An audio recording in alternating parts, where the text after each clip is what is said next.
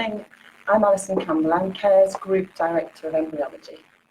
And my name is Professor Charles Kingsland. I'm the Group Clinical Director of Care Fertility, which are Britain's largest independent group of fertility clinics based throughout the country. And as you can see, we've just finished a busy day's work here at the Manchester laboratory. Everybody's gone home. There's a few empty microscopes here. And we're going to spend the next 15 minutes or so answering questions that you may want to put to us. So actually, one of the first questions that has come through is what do you need to take into account when you're choosing a fertility clinic? So, Alison, what do you think? Well, I think we know from our experience that patients are interested in results, success rates, very important, obviously. And I think they tend to visit clinics and see how they feel when they walk in. They don't want to travel too far, I don't suppose, because it's a stressful time. It can be for many. So local clinics are important. I think geography is very, very important. You know, I've heard lots of patients say, "Oh, well, I've heard there's a great clinic in some far-flung town 100 miles away, and we need to go there." I think to a large extent, there are many clinics that are available to you quite locally, but it's important that you take a lot of factors into account when deciding where to go to a clinic. Outcomes, very, very important. Geography, reputation of the doctors and the clinicians. Yeah, well, we have our trust pilots and lots of patient reviews. So I'd say if I was a patient, I would go there. I would have a look and look at the HFEA website, the regulator website, where we can see validated success rates. And generally just get the feel for the staff. Because you need to feel supported. Yeah, I think that's very important. That when you first go in, you've got to make sure that the ambience is right. It may be that you want to be seen in a large NHS clinic. It may be you want more of an more individualistic care of a smaller clinic. Notwithstanding what treatment's available to you, you need to know as well whether that treatment is available as a National Health Service facility or whether you're going to have to fund it yourself. And if you do have to fund it yourself, it's important that you know exactly how much it's going to cost and what the treatment entails. There's no point in you undergoing lots and lots of tests if they're of no benefit to you. So it's crucial that when you do choose your clinic, the first thing that happens is that you gain the trust of the clinicians, trust of the scientists, and that you are given a clear idea as to what your treatment or your investigation, what your treatment is going to entail. Yeah, and I think often patients, when they come to us for the first time, they don't know which treatment they're going to require. So they need to consider the breadth of treatments available. Yeah.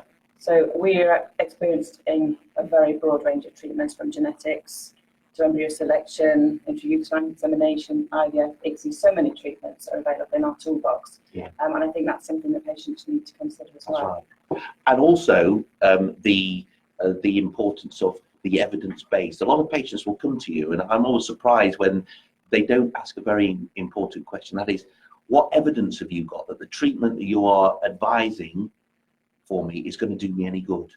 For example, if I said to a patient, you must take folic acid, the enlightened patient will say, well, what evidence have you got that's going to do me good? Well, I can lead them to a library, not that I would, but I'd could lead them to the information which proves beyond doubt that taking folic acid is a benefit for you. Similarly, to stop smoking. I mean, these are very simple things, but they're also quite sophisticated tests that you might be asked to undergo, which actually, in theory, may be a benefit, but in practice is no benefit whatsoever. So these are the crucial things that you need to take into account when you're going for your first consultation.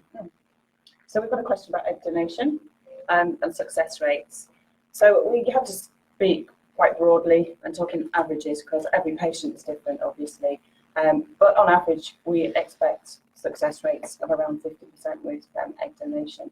Yeah. It's a large part of the work that we do. around a third, up to a third in some of our clinics of treatment cycles involve some sort of donation, whether it be eggs or sperm. So we do have expertise in that, and the success rates are really high.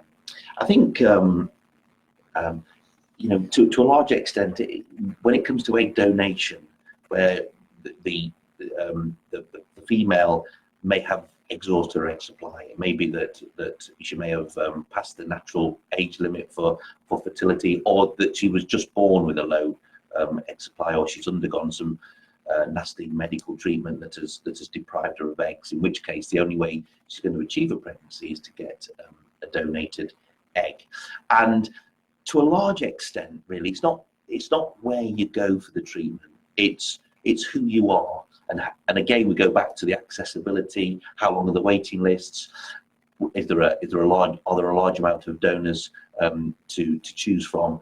But as Ali said, 50% is the sort of pregnancy rate you would be expected at the better clinics, and it's certainly in our experience that 1 in 2 patients will achieve a pregnancy with egg donation. Yeah, and a lot of patients do go overseas for egg donation, of course, don't they?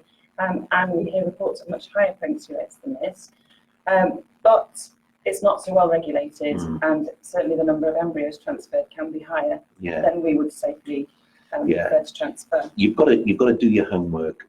Once you go decide to go overseas, and it may be that that's the choice you've made, but you have to be very careful as to what the success rate is of that clinic, because as Ali says, we are heavily regulated in the United Kingdom, and our results and our outcomes have to be validated, which is not necessarily the case when you go overseas.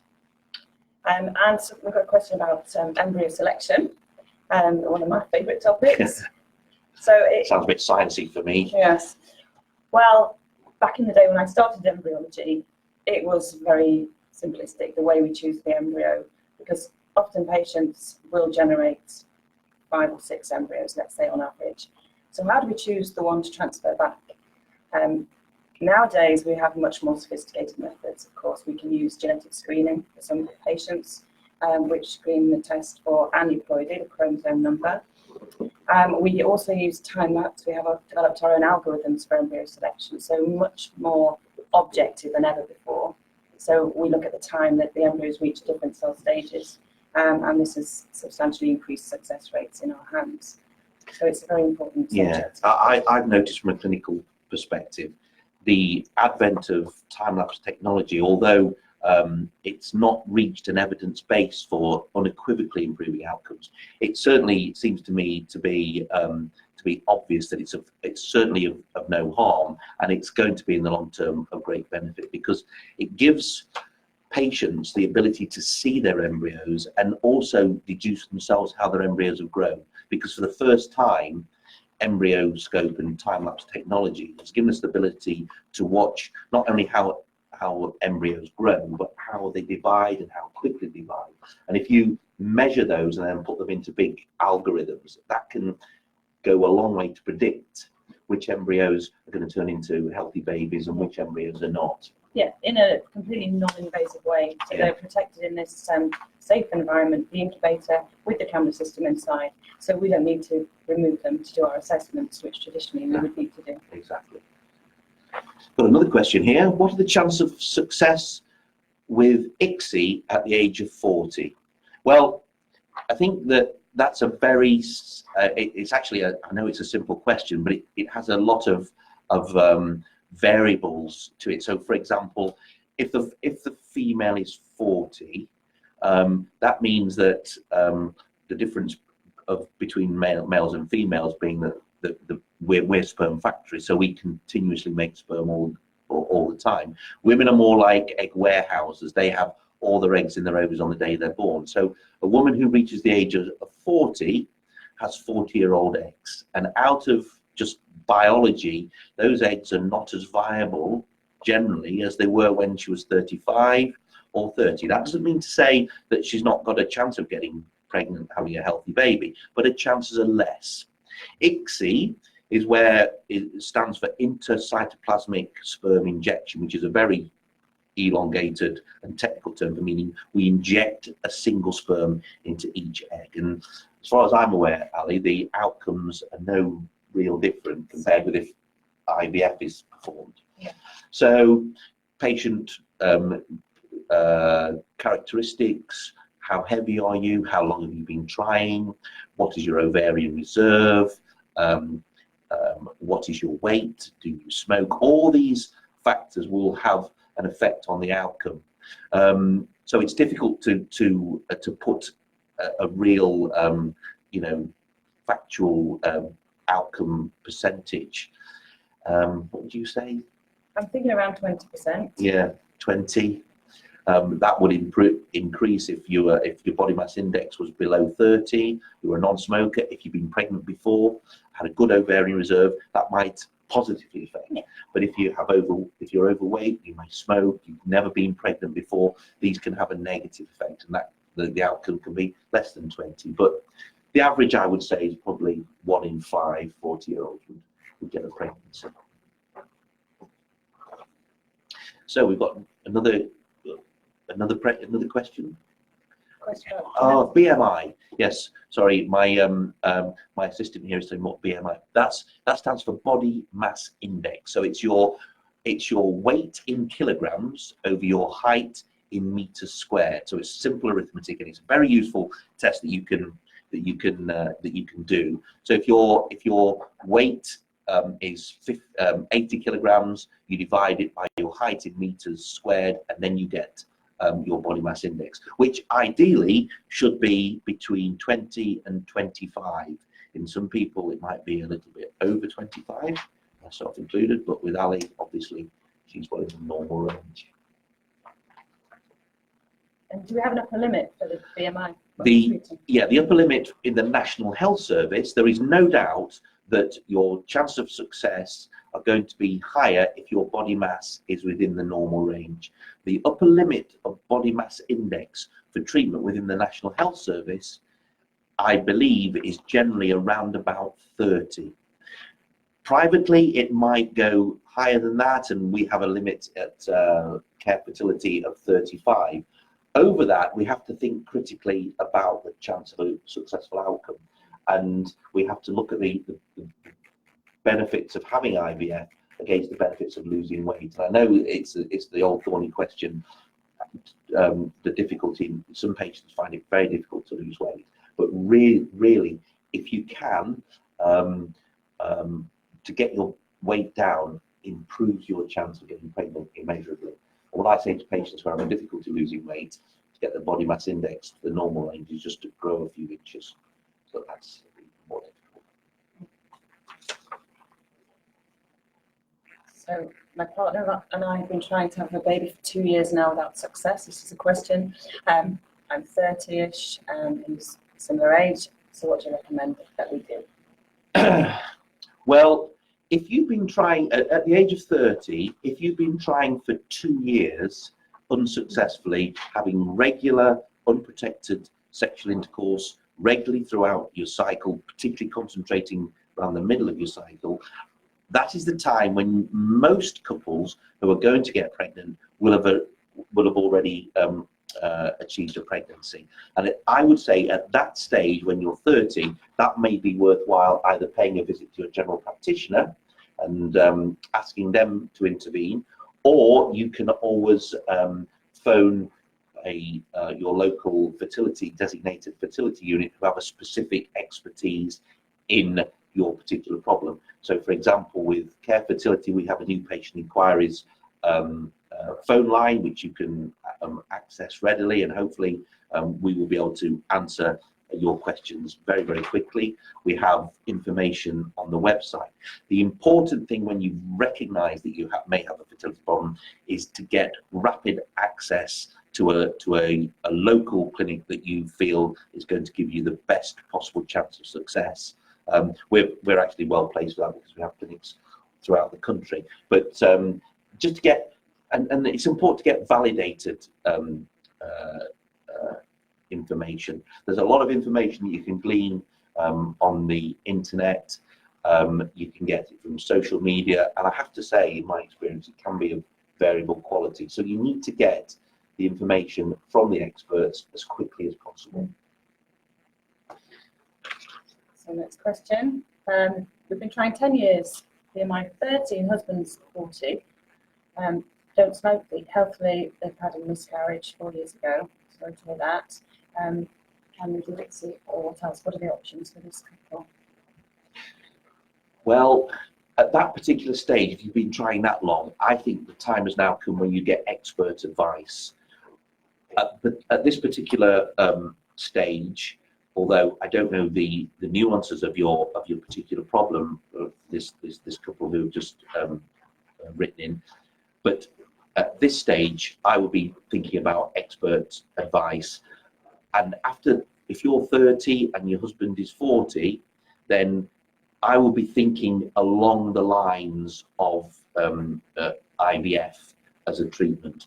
As I say, it's difficult to. I can only generalise, but certainly, you know, the female here, she's of the right age. She should be at her optimum fertility. So for trying for 10 years, I think you've tried long enough without help. So you'd be a classic example to get onto the onto outpatient inquiries, or indeed your local NHS facility or general practitioner.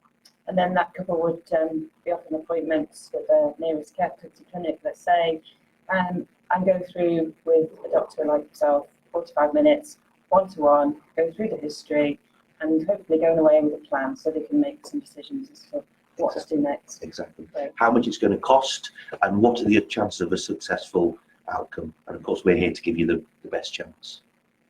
Here's one here. I've had 3 failed NHS cycles at the age of 36. Not many embryos, but good quality. Suspect I have advanced endometriosis. What is my chance of success with advanced endometriosis? Will it improve if I get it excised? Well, the encouraging thing for you is that you're getting good quality embryos. You may not be getting a lot of eggs, but the crux is getting good quality embryos.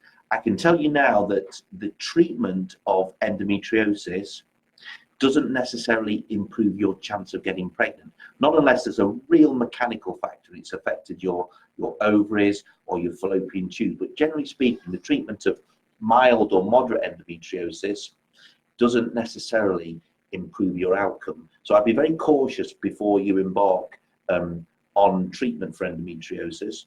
You need to get expert advice, but I'm sure, Ali, you've got something to say about the embryology. Yeah, I was thinking, we don't know the whole situation, but I would be tempted to consider freeze-all for a couple like this.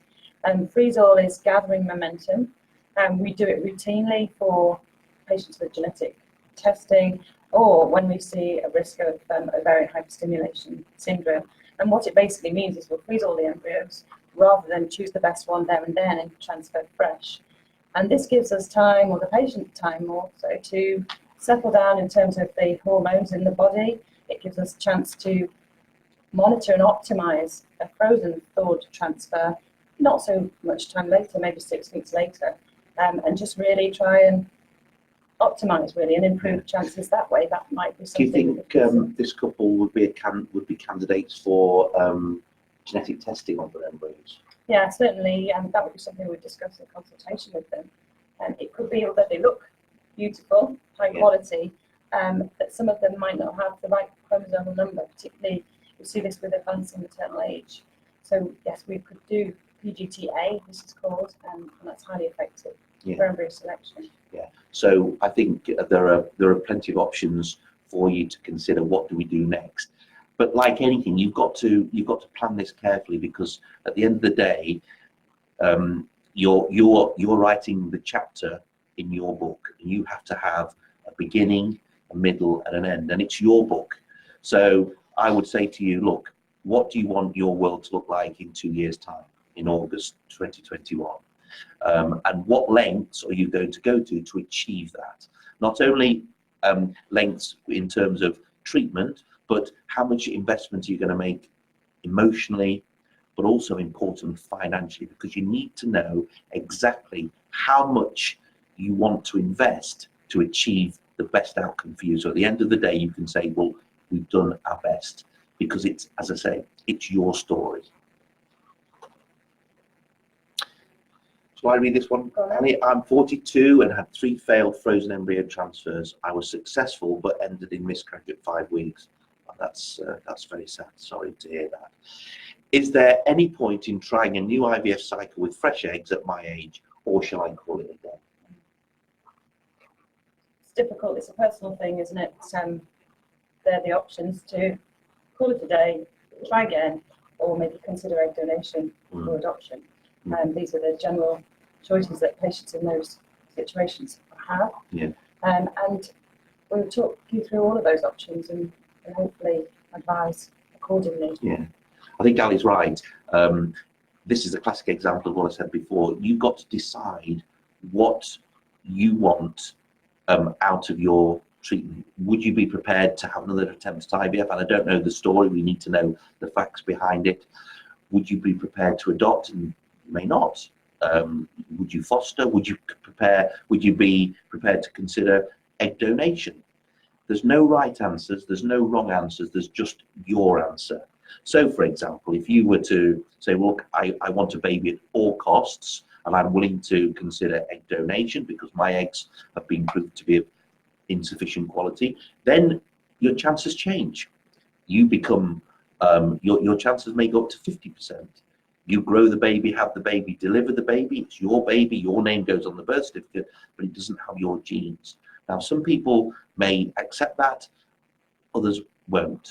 It's your choice. But as Ali said, the important thing is that you're given those choices in the consultation with the clinician of your choice and the scientist, and we can make that decision together. And the important thing, of course, is once you've made that decision, how long are you going to have to undergo the treatment, and how much will it cost? So you have clarity as to what your outcomes are going to be. Right, another question. I've had 2 miscarriages. What can I do to ensure my IVF treatment doesn't end in miscarriage? Well, again, it's difficult not having the whole picture, but we have various options, treatment pathways for patients who have recurrent miscarriage. Some clinical and some based in the laboratory, different culture media that we can use, which can improve the success rates and minimise the chance of miscarriage. Yeah. When you've had 2 miscarriages, the chances are that there's a 1 in 5 chance, broadly speaking, that you will that women will miscarry. So to have 2 consecutive miscarriages, it's 1 in 5 times 5, so it's 1 in 25. To have 3 consecutive miscarriages by chance, it's 1 in 5 times 5 times 5. It's 1 in 125. So we don't normally diagnose recurrent miscarriage until a couple have had 3 consecutive miscarriages. So 2 miscarriages, Ali's right. It may be that you've had really bad luck, and devastating as it is, you don't want a 3rd one. And there are options that we have in the laboratory. We can also, there's not a lot we can do that is evidence-based to ensure that you won't miscarry. But what we can do is to improve the diagnosis of what's going on in the laboratory. For example, it may be that you want to consider having, with your next cycle, having your embryos biopsied. It may be that you're miscarrying abnormal embryos that are genetically anomalous. So what we would do, and in this particular case, I would discuss with Ali the possibility of biopsying these embryos and seeing how could that affect the outcome. But it may be that we could get a diagnosis, and if we find a good quality embryo that is genetically normal, that enables us to pick the best one, put that one back, reducing your chance of miscarrying and hopefully improving your chance of having a healthy baby. Yeah, because when embryos don't have the right number of chromosomes, they won't implant, or they'll result in miscarriage, or they'll result in an affected baby. So we do, this is the PGTA that we've been referring to. So we do take a few cells from the developing embryo, freeze the embryo, send those cells off to the genetics testing lab, and within a couple of weeks we'll get the result back. And it can tell us which of the embryos that we've frozen has the right complement of chromosomes, and that's the one that will thaw and transfer, and will give the best chance of success. Okay, I'll read this one. We've had all the tests done. Was told that husband's sperm is too low. I've lost weight to get my BMI down to 30. Great, congratulations on that one. I got my thyroid to be good. That's good. People say that ICSI is an option. What are the chances of becoming pregnant again after miscarriage? I'm 36. Well, your chances again depend on a number of variables. Your ovarian reserve is important, and also how you performed in your previous IVF cycle, or performed, or you didn't have IVF. However, if your husband has a low sperm count, then it may be that the sperm is too low to fertilize an embryo, fertilize an egg naturally, or indeed in the IVF laboratory. And this is the time when we can do ICSI. And ICSI was actually a treatment that was developed specifically with your type of problem in mind. Yeah. Ali's the expert on that. Yeah, well, we've been doing ICSI for a very long time, and more than half of our patients who come to us will have ICSI. It's a phenomenal technique, and this bit of equipment behind me actually is an ICSI rig. It's an inverted microscope with micro tools. We put very fine pipettes, needles, glass needles in those two sides, and we use micro manipulation. One pipette will hold the egg still, and the other will select a single sperm and put it into the middle of the egg. And about 75%, 80% of the eggs that we put a sperm into will fertilise, and then they'll develop into embryos, and we'll choose the best one to transfer back with highly effective treatment. That's what I do. So your chances with ICSI are as good as they would be with IVF. So I would be optimistic about the outcome if what you tell us is correct. So good luck with that. Okay, shall I read this one? My partner and I are care patients. Well done. Started stimulation 3 days ago. Partner has 90% antibodies. We will be having ICSI. Chance of success. We don't know the age, which is obviously the biggest factor.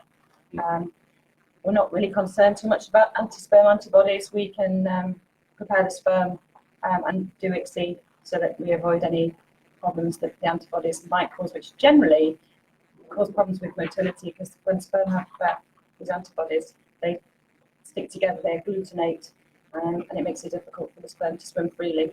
So we've got methods to overcome that. So fingers crossed, it'll go really well for you. And as Ali said, I'm not too worried about the ICSI. The ICSI will be fine. The important things: your age, BMI, and your ovarian reserve. The ICSI will leave that to the experts, and I have every confidence that the ICSI will do the trick. Will IVF work while having a prolapse? Well, it depends.